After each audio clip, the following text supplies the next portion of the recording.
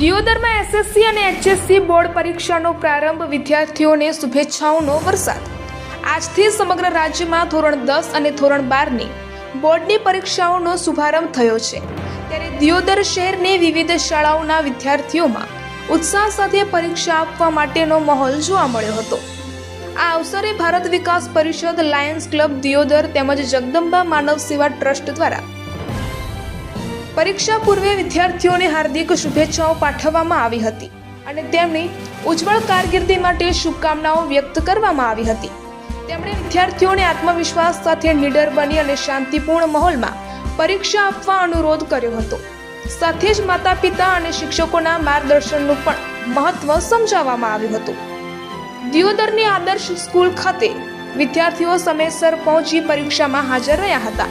શાળાઓ દ્વારા પણ વિદ્યાર્થીઓ માટે યોગ્ય બેઠક વ્યવસ્થા અને જરૂરી સુવિધાઓ ઊભી કરવામાં આવી હતી, જેથી પરીક્ષા સુચારુ રીતે પૂર્ણ થઈ શકે। અંતમાં તમામ વિદ્યાર્થીઓ સફળતા પ્રાપ્ત કરી જીવનમાં ઊંચું સ્થાન પ્રાપ્ત કરે તેવી શુભેચ્છાઓ પાઠવવામાં આવી હતી। દિયોદર તાલુકામાં અને દિયોદર આદર્શ હાઈસ્કૂલમાં એસએસસી બોર્ડની પરીક્ષાની શરૂઆત થઈ રહી છે। આજે એનો આરંભ છે।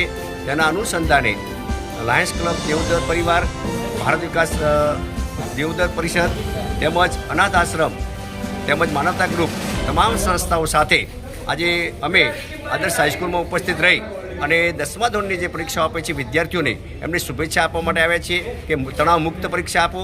આ પરીક્ષા એ જીવન નથી, પરીક્ષા એક પગથિયું છે અને સારી કારકિર્દી માટે આપ આ પગથિયું કરી રહ્યા છો એ સારી રીતે પરીક્ષા આપો, તણાવ મુક્ત રહો, કોઈ પણ માહોલમાં ગભરાયા વગર વ્યવસ્થિત પરીક્ષા આપો અને આ શાળાનું નામ રોશન કરો, તમારા પરિવારનું નામ રોશન કરો અને તમારા દેશનું નામ રોશન કરી અને આગળ આપો અને સારામાં સારી કારકિર્દી પ્રાપ્ત કરો। અને જીવનમાં પરીક્ષા એક પગથિયું છે, એ પગથિયાના માધ્યમથી ધીરે ધીરે આપ આગળ વધો એવી આ તમામ સંસ્થાઓ દ્વારા હું શુભેચ્છા પાડું છું। અને આજે અમને આદર્શ હાઈસ્કૂલના આચાર્ય શ્રી સીડી તરક સાહેબનો પણ વિશેષ આભાર માનું છું કે દર વર્ષે અમને આહ્વાન કરે છે કે શુભેચ્છા માટે, તો આજે ફરીથી એમનો પણ આભાર વ્યક્ત કરું છું, એમને પણ અભિનંદન આપું છું। અને એમને પણ આજે ઘણા વર્ષો પછી સાયન્સનું બોર્ડ મળ્યું છે, 2:15 વાગે પણ ફરી આવવાના છીએ અને ફરી શુભેચ્છા આપવાની છે। તો આ તબક્કે તમામ મિત્રોનો હું આભાર માનું છું અને જે પરીક્ષા આપતા તમામ વિદ્યાર્થીઓને હું શુભેચ્છા પાઠવું છું। ખૂબ તણાવ મુક્ત પરીક્ષા આપો અને સારી કારકિર્દી કરો, એ જ અભ્યર્થના। જય હિન્દ, જય ભારત।